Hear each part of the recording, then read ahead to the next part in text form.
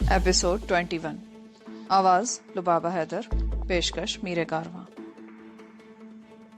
पहाड़ी पर चढ़ने और मुसलसल घूमते रहने से जानकी और रूपमती थक गई थी। वो एक ही कमरे में बेड पर ढेर हो गई। मैं लाउंज में सोफे पर टांगे पसार कर लेट गया और कुछ ही देर बाद मेरी भी आंख लग गई। जब मैं बेदार हुआ तो बाहर शाम का अंधेरा फैल चुका था। मैं उठकर अपने कमरे की तरफ चलने ही लगा था कि टेलीफोन की घंटी बज उठी। मैंने आगे बढ़कर रिसीवर उठा लिया। वो ठाकुर भानोद सिंह की कॉल थी।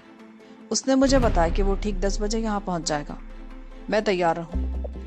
मैं फोन रखकर अपने कमरे में आया और बाथरूम में घुस गया। ठंडे पानी के गुसल से सारी कसलमंदी दूर हो गई। मैं लाउंज में आया तो मुंदरी मिरली चाय का कप लेकर किचन की तरफ से आ रही थी। मैंने उससे कप लिया और लॉन में आकर कुर्सी पर बैठ गया। ठाकुर भानोद सिंह ठीक 10 बजे पहुंच गया था। वो कार पर आया था। उस वक्त रूपमती और जानकी भी मेरे करीब ही लॉन में बैठी थी। हम लोग रात का खाना खा चुके थे और मैं तैयार भी हो चुका था।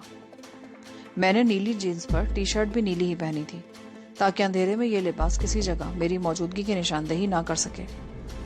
ठाकुर खाना खाकर आया था।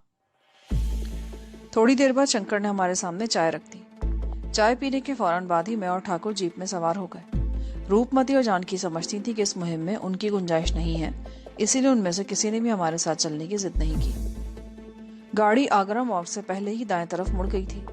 ये सड़क सर्कुलर रोड की तरह मुख्तलिफ सड़कों को छूती हुई आगे जाकर रामगढ़ झील की तरफ चली गई थी, लेकिन सूरज पोल वाले चौराहे पर ठाकुर ने जीप को दाएं तरफ गालता की जानिब जाने वाली सड़क पर मोड़ लिया।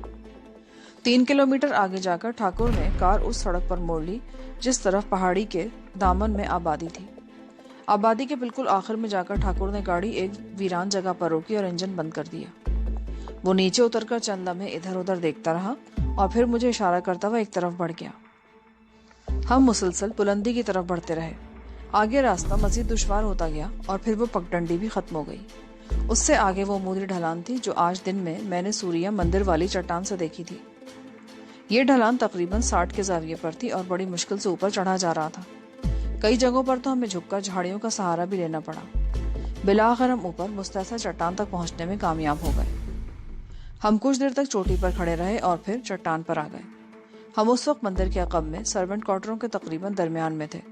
सामने मंदिर की इमारत का हिवला दिखाई दे रहा था और अकबी दरवाजे से अंदर मध्यम सी रोशनी भी नजर आ रही थी। तुम इस तरफ चलो, मैं अकबी दरवाजे से अंदर दाखिल हो जाऊंगा। मेरी तरफ से इशारा मिलने से पहले कोई कार्रवाई मत करना। ठाकुर ने सरगोशी की। ठाकुर वहीं खड़ा रहा और मैं मैदान में पड़े हुए बड़े पत्थरों की आड़ लेता हुआ आगे बढ़ने लगा। दाएं तरफ वाला दरवाजा बंद था। लकड़ी का वो दरवाजा बहुत मजबूत और वजनी था। कोशिश के बावजूद मैं उसे मामूली से हरकत देने में भी कामयाब ना हो सका। मैं कोशिश तर्क करके इमारत के साथ साथ आगे बढ़ने लगा और जैसे ही मैं दूसरी तरफ पहुंचा ठिठक कर रुक गया। मंदिर के सामने वाले दरवाजे की सीढ़ियों पर कोई आदमी बैठा बीड़ी के कश लगा रहा था।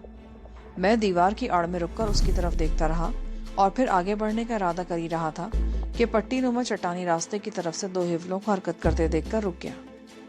सीढ़ियों पर बैठा हुआ शख्स भी उठ खड़ा हुआ। उसने सुलगती हुई बीड़ी एक तरफ फेंकी। चट्टानी पट्टी पर आने वाले दोनों हिवले सीढ़ियों के करीब आ गए। वहां खड़े हुए आदमी ने उनका रास्ता रोक लिया। उनमें आपस में चंद जुमलों का तबादला हुआ। फिर वहां पहले से खड़े हुए शख्स की आवाज सुनाई दी, पधारिए कल्याण जी, आप ही का इंतजार हो रहा था। चंद लम्हे खामोशी रही और फिर उस शख्स की जयराम जी की आवाज सुनाई दी।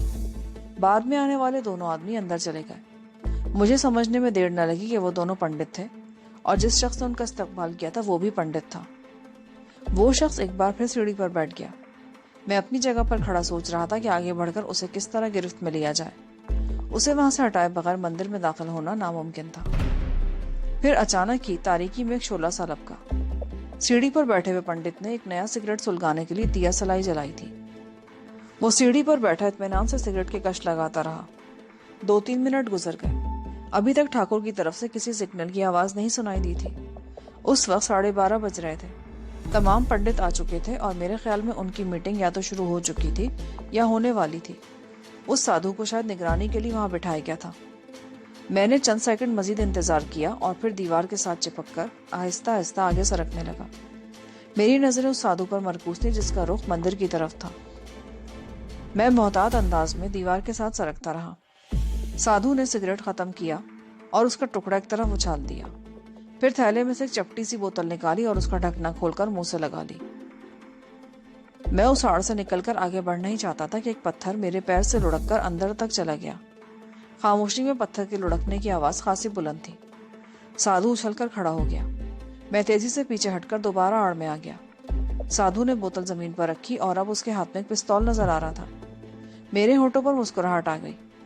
वो पिस्तौल वाला हाथ आगे को निकाले आहिस्ता आहिस्ता बढ़ रहा था। वो दबे कदमों चलता जैसे ही इमारत के बढ़े हुए हिस्से से आगे को निकला। मैंने उस पर छलांग लगा दी। सबसे पहले मेरे पांव की ठोकर उसके पिस्तौल वाले हाथ पर लगी और पिस्तौल हवा में उछलता हुआ दूर पत्थरों में जा गिरा। साधु के मुंह से करहा से निकल गई। उसने संभलने की कोशिश की लेकिन मेरा जोरदार घूंसा उसकी गर्दन पर लगा और वो लड़खड़ा कर रह गया। लेकिन इस मर्तबा उसने संभलने में ज्यादा देर नहीं लगाई। वो किसी बुलडोजर की तरह मुझसे टकराया। मैं अगरचे उसकी तरफ से किसी मुमकिन जवाबी कार्रवाई के लिए तैयार था, लेकिन उस जोरदार तसादुम से अपने आप को मैं संभाल न सका और वो मुझे धकेलता हुआ दीवार तक ले गया। मेरी पुश्त दीवार से लगी थी और वो बुलडोजर ही की तरह मुझे दबा रहा था। मुझे सीने में अपना सांस घुटता महसूस होने लगा। मैंने उसे पीछे धकेलने की कोशिश की मगर वो चट्टान की तरह अपनी जगह पर जमा हुआ था। फिर उसने दोनों हाथ फैलाकर मेरे सर पे दे मारे। मेरा दिमाग झंझना उठा। साधु ने गुर्राते हुए एक बार फिर दोनों हाथ उठाए। ये जरा पहले से ज्यादा जोरदार थी। मैं सर को जोर जोर से झटके देने लगा। तीसरी मर्तबा साधु ने यही हरबा इस्तेमाल करने की कोशिश की तो मैंने उसके दोनों हाथ कलाइयों पर से पकड़े और उन्हें आहिस्ता आहिस्ता पीछे हटाने लगा। उस कमबख्त में गेंडे की तरह बेपनाह ताकत भरी हुई थी। उसके बाजुओं को मोड़ने में मुझे दांतों तले पसीना आ गया। उसके साथ ही मैंने उसकी टांगों के बीच में घुटने से जरब लगा दी। मेरा यह हरबा कारगर साबित हुआ। उसने अपनी जगह से हरकत की तो मुझे भी उसके दबाव से निकलने का मौका मिल गया और फिर मैंने उसकी मटके जैसी तोंद पर घूंसों की बारिश कर दी। लेकिन लगता था कि उस पर कोई असर नहीं हो रहा। मैं उसे छोड़कर अलग हट गया और चंद फुट दूर हटकर हवा में उछला। मेरी फ्लाइंग किक उसके सीने पर लगी और वो कराहता हुआ जमीन पर ढेर हो गया। मैंने संभल कर उस पर छलांग लगाई लेकिन वो बड़ी फुर्ती से एक तरफ हट गया। मैं मुंह के बल नीचे गिरा। साधु भारी भरकम होने के बावजूद बहुत फुर्तीला साबित हुआ था। उसने बड़ी तेजी से पलटकर मुझे दबोच लिया। मैंने अपना हाथ मोड़कर बाजू उसकी गर्दन में डाल दिया और उसे दबाने के लिए पूरी कुव्वत इस्तेमाल करने लगा और बिलाखिर उसे अपने ऊपर से हटाने में कामयाब हो गया। और फिर मैंने उसे संभलने का मौका नहीं दिया। मेरी ठोकर उसके जिस्म के हर हिस्से पर पड़ रही थी। फिर मैंने उसकी गर्दन गिरफ्त में ले ली। मेरे पास इतना वक्त नहीं था कि सारी रात उससे गत्थम गत्ता रहता। मैं दोनों हाथों के अंगूठों से उसके कानों के पीछे मखसूस नसें मसलता रहा और फिर उसकी गर्दन ढलक गई। उसे बेहोश करने में मुझे दांतों तले पसीना आ गया था। मैं उसे घसीटता हुआ आड़ में ले गया। उसे घसीटते हुए मेरा सांस भी बेरब्त हो गया। कमबख्त मुर्दा सांड से भी ज्यादा भारी था। मैंने उसका लिबास उतारा जो जर्द रंग की धोती और चादर पर मुश्तमिल था। मैंने धोती अपने जिस्म पर लपेट ली और चादर भी ऊपर इस तरह डाल ली कि मेरा अपना लिबास छुप गया।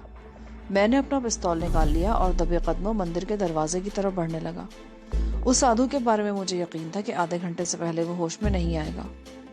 मैं मरकजी दरवाजे के साथ एक सुतून की आड़ में से झांक कर देखने लगा और फिर दबे कदमों अंदर दाखिल हो गया। यहाँ बहुत हल्की रोशनी थी। ये रोशनी दरअसल दाएं तरफ वाली राहदारी से यहाँ तक पहुंच रही थी। मैं वस्त में चबूतरे के करीब से गुजरकर एक सुतून की आड़ में जाना चाहता था कि गुर्राहट मेरी सामान से टकराई। अपनी जगह से हरकत मत करना, हाथ ऊपर उठा लो। मेरे मुंह से गहरा सांस निकल गया। ये मैं हूं ठाकुर, गोली मत चलाना।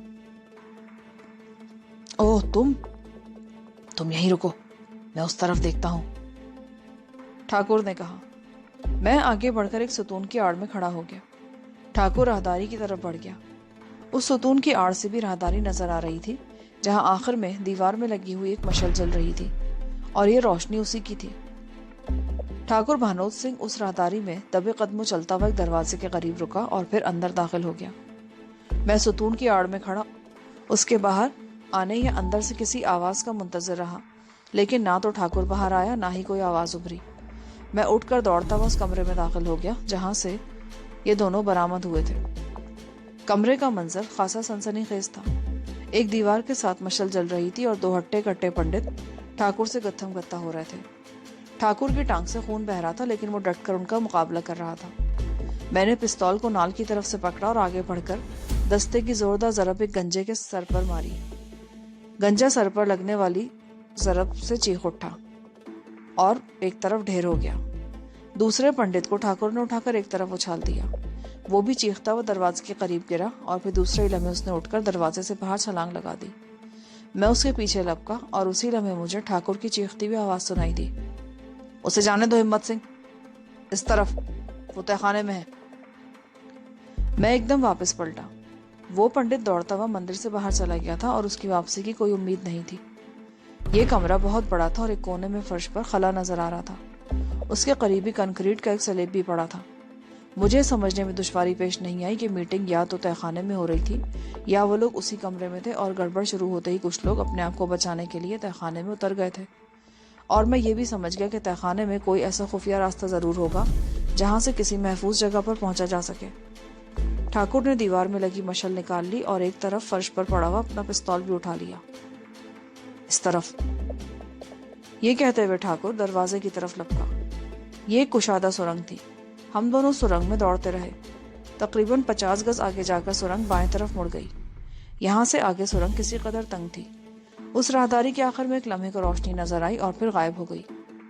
वो उस तरफ गए हैं, भागो, ठाकुर चीखा। उसकी टांग जख्मी थी जिससे खून बह रहा था, लेकिन वो मुझसे आगे दौड़ रहा था। ये सुरंग भी तकरीबन 50 गज लंबी थी। उसके आखिर में रोशनी नजर आई। वो 3 आदमी थे जिनमें से एक ने मशल उठा रखी थी। वो हमसे तकरीबन 40 गज के फासले पर आ गए थे। ठाकुर ने गोली चला दी। तवील सुरंग फायर की बाजगश से गूंज उठी, लेकिन उसके सिवा और कोई आवाज सुनाई नहीं दी। वो तीनों आदमी मोड़ घूमकर हमारी नजरों से गायब हो चुके थे। अलबत्ता उस तरफ रोशनी बदस्तूर दिखाई दे रही थी। जब हम दौड़ते हुए सुरंग के उस मोड़ पर पहुंचे तो ठिठक कर रुक गए। वो तीनों गायब हो चुके थे। ताज़ा हवा का झोंका मेरे चेहरे से टकराया तो मुझे समझने में देर ना लगी कि इस तरफ बाहर निकलने का कोई रास्ता है। मेरा अंदाजा दुरुस्त निकला। उस तरफ एक तंग सी दरार थी जिससे ताज़ा हवा अंदर आ रही थी। मैं ठाकुर से पहले उस दरार में घुसता चला गया और दीवारों से रगड़ खाता हुआ आगे निकल गया। उस तंग सी दरार का इख्तिताम उस उमूदी ढलान पर हुआ जिस पर हम चढ़कर ऊपर आए थे। उस दरार के आसपास कांटेदार घनी झाड़ियां थी। उससे आगे उमूदी ढलान थी और 3 इंसानी हेवले उस ढलान पर बड़ी तेजी से नीचे फिसलते जा रहे थे। उनमें से एक के हाथ में मशल थी जो अब तक जल रही थी। फिर यूं लगा जैसे वो मशल उसके हाथ से छूट गई हो। अब वो खुद फिसलने के बजाय लुढ़क रहा था। ठाकुर भानोद भी दरार से निकलकर मेरे करीब खड़ा हो गया। उसके बाएं हाथ में मशल थी और दाएं हाथ में पिस्तौल। चंद सेकंड बाद ही पहाड़ियां फायर की आवाज से गूंज उठी। तकरीबन 100 गज नीचे एक शोला सा लपका और गोली हमारे सरों के ऊपर से गुजर गई। ठाकुर ने भी नीचे की तरफ पैदर पे 2 फायर किए और मशल एक तरफ फेंकते हुए बोला, उनके पीछे भागो, भागते ना पाए वो। उमूदी ढलान पर खड़े होकर उतरने की कोशिश करना या दौड़ना मौत को दावत देने के मुतरादिफ था। मैंने अपनी जगह से खड़े खड़े छलांग लगाई। मेरे पैर ढलान पर टिके और मैं तेजी से नीचे फिसलता चला गया। तकरीबन 300 गज नीचे आकर मैं झाड़ियों में उलझकर रुक गया। फिर दूसरे ही लम्हे अपने बाएं जानिब चंद गज के फासले पर किसी के करहाने की आवाज सुनकर मैं चौंका और झाड़ियों का सहारा लेता तेजी से उस तरफ पहुंच गया। वो उन पंडितों में से एक था जो भागने की कोशिश कर रहे थे। वो अपनी टांग पकड़े करा रहा था। इसी दौरान में ठाकुर भी फिसलता हुआ मेरे करीब पहुंच गया।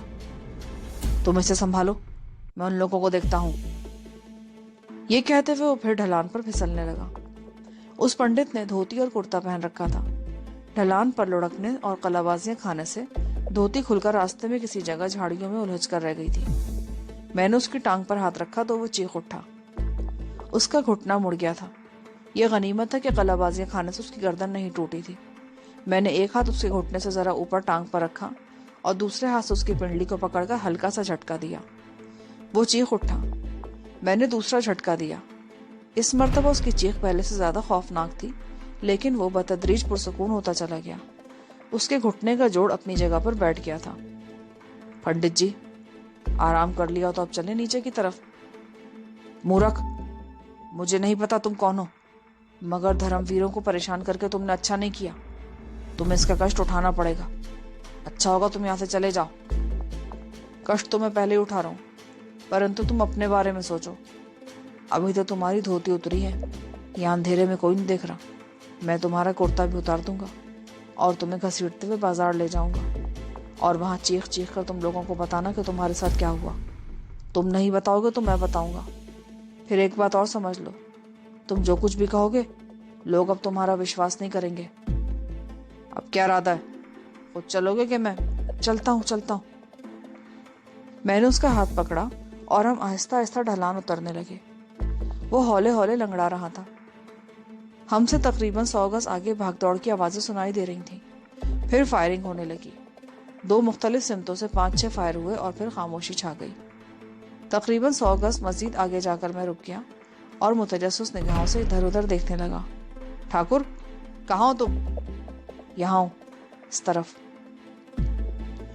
मैं पंडित का हाथ थामे उस तरफ चलने लगा और कुछ ही देर बाद हम ठाकुर के करीब पहुंच गए, जो अपनी टांग पकड़े एक पत्थर पर बैठा था। क्या हुआ?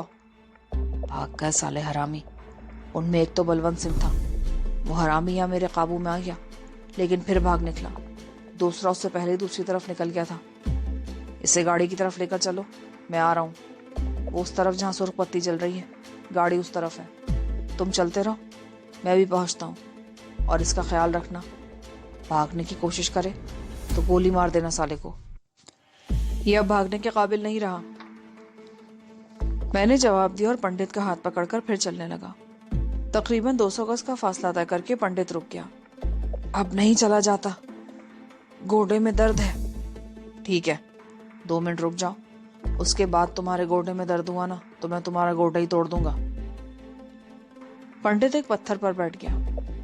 2-3 मिनट बाद ठाकुर भी लंगड़ाता हुआ वहां पहुंचा और फिर हम आगे चल पड़े। गाड़ी के पास पहुंचकर ठाकुर बोला, तुम ड्राइव करो, मुझसे गाड़ी नहीं चलाई जाएगी, पिंडली में गोली लगी है। मैं दरवाजा खोलकर अंदर बैठ गया और पिछला दरवाजा खोलने के साथ ही अंदर की बत्ती भी जला दी। ठाकुर ने पहले पंडित को अंदर धकेला और फिर खुद भी अंदर बैठकर दरवाजे बंद कर लिए। इंजन स्टार्ट करते हुए मेरी नजर सामने लगे आईने की तरफ उठ गई और मैं तेजी से पीछे घूम गया। वो पंडित हरिराम था। कैसे हो पंडित जी? ओह, तुम पहचान लिया? अब आए तुम काबू में? बहुत शोर मचा रखा था तुमने। बहुत चर्चा कर रहे थे तुम मुसलमान आदमी और हिंदू नारी की दोस्ती का। अब तुम खुद अपनी जुबान से लोगों को बताओगे कि उस रात मंदिर में क्या हुआ था। तुम गाड़ी चलाओ हिम्मत से, इससे हिसाब किताब बाद में कर लेंगे। हिम्मत सिंह? ये तो मुसलमान है, इसने एक हिंदू नारी के साथ मंदिर की पवित्रता को।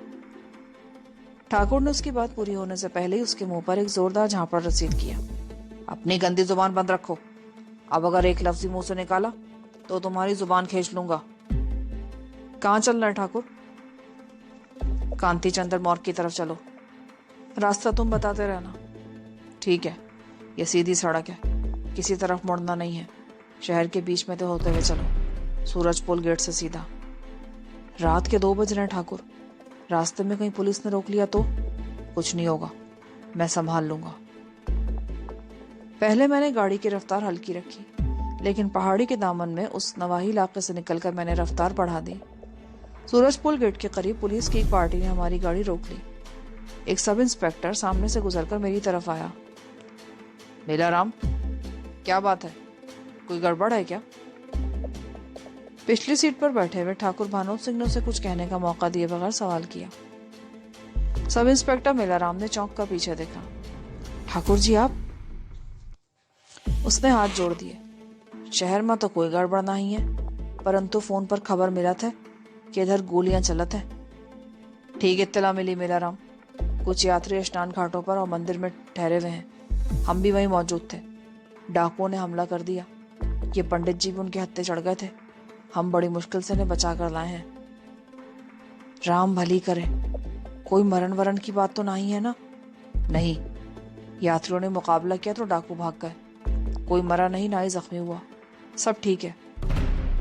ठीक है ठाकुर जी, आप जाओ, जय राम जी की। मैंने गाड़ी आगे बढ़ा दी। यह खासी तवील सड़क थी, शहर का मरकजी और कारोबारी इलाका था। चांदपोल गेट से जरा आगे निकलकर ठाकुर की हिदायत पर मैंने बाएं से गाड़ी मोड़ ली। ये कांति चंद्र मार्ग का इलाका था। ठाकुर की हिदायत पर गाड़ी मुख्तलिफ गलियों में मैं घुमाता रहा और बिलाखिर एक बंगले के सामने रोक दी। ठाकुर ने नीचे उतरकर गेट की बेल बजाई। तीसरी घंटी बजाने के बाद दरवाजा खोला। वो एक अधेड़ उम्र औरत थी। गेट खुलते ही मैं गाड़ी अंदर ले गया और पोर्च में खड़ी हुई एक कार के पीछे रोककर इंजन बंद कर दिया। आइए पंडित जी, पधारिए, ठाकुर ने कहा। पंडित हरिराम उस औरत की मौजूदगी में कार से उतरते हुए हिचकिचा रहा था, लेकिन ठाकुर ने उसे आंखें दिखाई तो उसे उतरना ही पड़ा। हे राम, ये पंडित जी को क्या हुआ? आपकी वो कहाँ गई धोती? पंडित का रंग सांवला था। शर्म के मारे स्याह पड़ गया। शर्मा क्यों रहे हो पंडित जी? यहाँ तुम्हें इसी महिला के साथ रहना पड़ेगा। और भी बहुत सी आएंगी, सेवा करेंगी तुम्हारी। हमको कोई धोती दे दो महाराज। हम कनारियों के सामने इस तरह जलील मत करो। एक कमरे में ले जाकर ठाकुर ने उसे एक चादर लपेटने को दी और कमरे का दरवाजा बाहर से बंद करके कुंडा लगा दिया। हमारे लिए चाय बनाओ भानुमति, मैं इतने में अपने जख्म की ड्रेसिंग कर लूं। मुझे बताओ फर्स्ट एड बॉक्स कहाँ है, मैं ड्रेसिंग करता हूं, मैंने कहा। ठाकुर ने आवाज देकर भानुमति से फर्स्ट एड बॉक्स मंगवा लिया। ठाकुर एक सोफे पर बैठ चुका था। मैंने उसके सामने कालीन पर बैठकर उसकी पतलून का पांचा ऊपर उठा दिया। जख्म ज्यादा खतरनाक नहीं था। गोली पिंडली के गोश्त को चीरती हुई निकल गई थी। फर्स्ट एड बॉक्स से मैंने पहले स्प्रिट से उसका जख्म साफ किया और फिर दवा लगाकर ड्रेसिंग कर दी। बाथरूम किस तरफ है? मैं हाथ धोना चाहता हूँ। भानुमति मुझे कमरे में ले आई और वॉशरूम की तरफ इशारा कर दिया। मैं हाथ धोकर कमरे से निकला और लॉन्च में आ गया। ठाकुर उस वक्त किसी से फोन पर बात कर रहा था। मैंने रूपमती को इत्तला दे दी है कि हम लोग कहाँ हैं, वो परेशान ना हो। मैं और ठाकुर बैठकर चाय पीने लगे। 3 बज रहे थे। मंदिर के तहखाने में कितने लोग थे ठाकुर? 6-7 ही थे। जब मैं कमरे में दाखिल हुआ तो वहां कोई नहीं था। कोने में फर्श में खला देखकर मैं समझ गया कि वो लोग तहखाने में हैं। मैं 2-3 सीढ़ियां तय करके नीचे उतरकर झांकने लगा। ये सब लोग तहखाने में थे और बलवंत सिंह भाषण दे रहा था। वो उन पंडितों को रूपमती और मुसलमानों के खिलाफ भड़का रहा था। भानोद सिंह उन्हें सलाह दे रहा था कि कल रात सबसे पहले रूपमती की हवेली को जलाकर भस्म कर दिया जाए। 4-6 मुसलमानों की लाशें भी गिरा दी जाए तो ठीक रहेगा। बलवंत सिंह के कहने के मुताबिक एक मुसलमान ने न सिर्फ एक हिंदू नारी को उसके धर्म से गुमराह किया, बल्कि मंदिर की पवित्रता को भी नष्ट किया है। अगर आज उसे सजा नहीं दी गई तो कल को दूसरे मुसलमान भी यही हरकतें करेंगे। बलवंत सिंह ने उन पंडितों को मेरे और तुम्हारे खिलाफ भी खूब भड़का दिया। वो पंडितों को ये बावर कराने की कोशिश कर रहा था कि मुझ जैसे लोग भाईचारे की आड़ में मुसलमानों का साथ देकर हिंदू धर्म को खत्म करने की कोशिश कर रहे हैं। मैं भी ये बातें सुन ही रहा था कि ऊपर कमरे में कदमों की तेज आहट सुनकर तेजी से सीढ़ियों से ऊपर आ गया। वो भारी भरकम पंडित शायद पहले किसी और तरफ था जो इस तरफ आ गया था। उसने मुझे देखती छलांग लगा दी। बाहर से भी धींगा मुश्ती की आवाजें सुनाई दे रही थी। मेरी और उस पंडित की धींगा मुश्ती की आवाजें सुनकर तहखाने में मौजूद पंडित बाहर आ गए। उनमें बलवंत सिंह भी था। उसने गोली चलाई जो मेरी टांग को जख्मी करती हुई निकल गई। मुझे भी पिस्तौल निकालने का मौका मिल गया। मैंने फायर किया तो बलवंत सिंह तहखाने में वापस दौड़ गया और 2 पंडित मुझसे लिपट गए। इस दौरान में मेरा पिस्तौल मेरे हाथ से छूट गया। अगर तुम बर वक्त ना पहुंच जाते तो शायद वो मुश्तंडे मुझे बेबस करने में कामयाब हो जाते। पंडित हरिराम के बारे में तुम्हारा क्या ख्याल है? क्या उसे पुलिस के हवाले कर दिया जाए?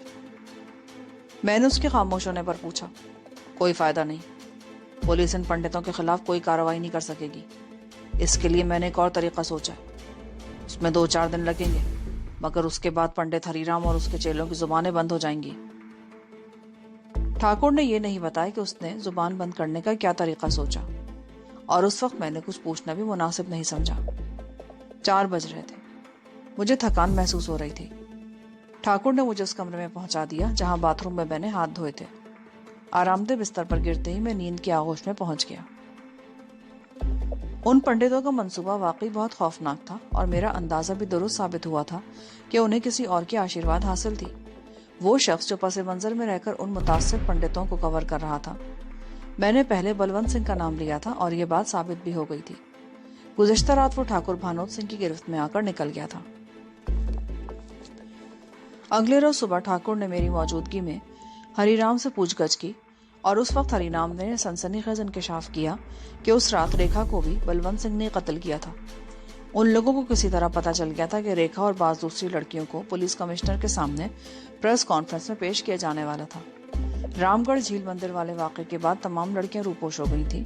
अलबत्ता रेखा बलवंत सिंह के हाथ लग गई, जिसे उसने ज़िबा कर डाला। पंडित जी, अब तुम्हें अंदाजा हो गया होगा कि किसी कमीने शख्स की दोस्ती कितनी खतरनाक होती है। पंडित चुप रहा।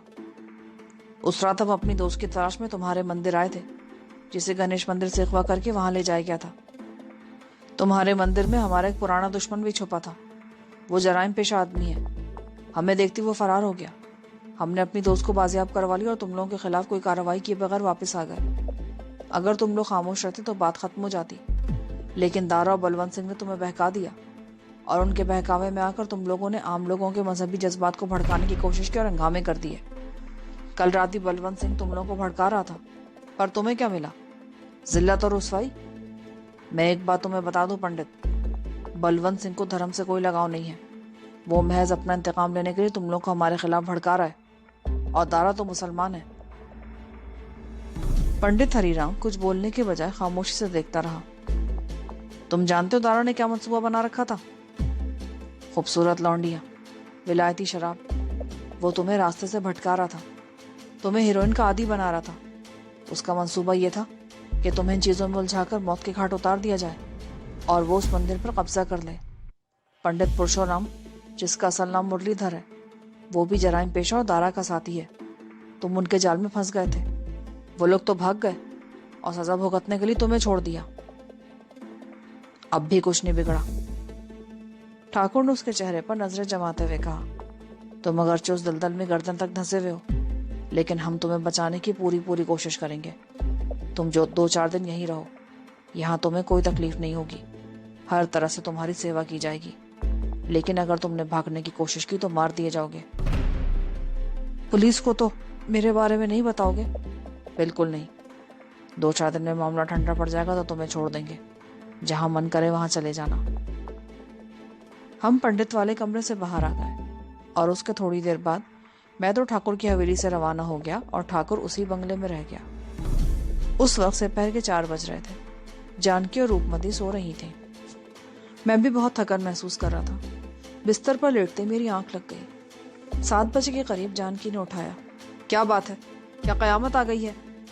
हाँ, कयामत ही आ गई है। अभी ठाकुर का फोन आया है। कुछ गुंडों ने उसके होटल को आग लगा दी है। क्या? कब? किसने लगाई आग? ये तो अभी नहीं पता चला कि आग किसने लगाई। होटल के मुलाजमों ने एक आदमी को पकड़ लिया है और ठाकुर भी होटल की तरफ गया है। उसे शुबा है कि उस हवेली पर भी हमला किया जाएगा। 3-4 मुसल्ला आदमी उसने हमारी हिफाजत के लिए इस तरफ भेज दिए हैं। उसने कहा है कि हम में से कोई बाहर निकलने की कोशिश ना करे। ये कैसे हो सकता है? उस पर मुसीबत नाजिल और हम यहाँ चुप कर बैठे रहें? तुम दोनों बहरहाल हवेली से नहीं निकलोगी। मैं ठाकुर के होटल की तरफ जा रहा हूँ। हो सकता है उसे मेरी मदद की जरूरत हो। रूपमती लाउंज में सोफे पर बैठी थी। उसके सामने मेज पर गाड़ी की चाबियों का गुच्छा रखा था। मैंने जैसे ही कीरिंग उठाया, रूपमती भी उछलकर खड़ी हो गई। मैं भी तुम्हारे साथ चलूंगी। नहीं, इस वक्त तुम्हारा जाना मुनासिब नहीं होगा। ठाकुर हमारे लिए इतना कुछ कर रहा है। उसके अमलाक को तबाह किया जा रहा है। उसने हमारी खातिर अपनी जान तक को खतरे में डाल रखा है। क्या ये मुनासिब होगा कि हम यहाँ दुबक कर बैठे रहें? मैं जा रहा हूं ना, और वहां किस किस्म की सूरत हाल होगी फिलहाल कुछ नहीं कहा जा सकता। तुम लोग यहीं रहो तो बेहतर है। कल रात तुम लोग सूर्या मंदिर गए थे, वहां क्या हुआ था? मैंने उसे मुख्तसरन कल रात के बारे में बता दिया। आखिर में कहा, उन पंडितों को हमारे खिलाफ भड़काने में बलवंत सिंह और दारा का हाथ है। बलवंत सिंह तो हाथ आकर निकल गया। हरिराम हमारे कब्जे में है। मुझे शुबा है कि ठाकुर के होटल को आग लगाने में भी बलवंत सिंह का ही हाथ होगा। ऐसे बदफितरत लोग आसानी से हार नहीं मानते। बहरहाल मैं जाकर देखता हूँ क्या सूरत हाल है। वहां पहुंचने के बाद मौका मिला तो फोन पर बता दूंगा। जानकी और रूपमती भी बरामदे तक मेरे साथ आई और तकरीबन उसी वक्त ठाकुर के 4 आदमी जीप पर सवार होकर वहां पहुंच गए। उन चारों के पास सब मशीन गनें थी। उन्होंने मुझे रोकने की बहुत कोशिश की, लेकिन मैं उनकी बात न सुनकर बाजारों पर सवार होकर वहां से शहर की तरफ रवाना हो गया। ठाकुर का Vikram hotel central bus stand से जरा आगे स्टेशन रोड पर वाक़ था। उस वक्त शाम हो रही थी। सड़कों पर ट्रैफिक का सैलाब था। MI रोड यानी मिर्जा इस्माइल रोड पर कम से कम 2 जगहों पर ट्रैफिक जाम था। इस तरह स्टेशन रोड तक पहुंचने में तकरीबन 1 घंटा लग गया। पहले मैं कभी इस तरफ नहीं आया था और ना ही कभी ठाकुर का होटल देखा था, लेकिन विक्रम होटल तक पहुंचने में मुझे ज्यादा दुश्वारी पेश नहीं आई थी।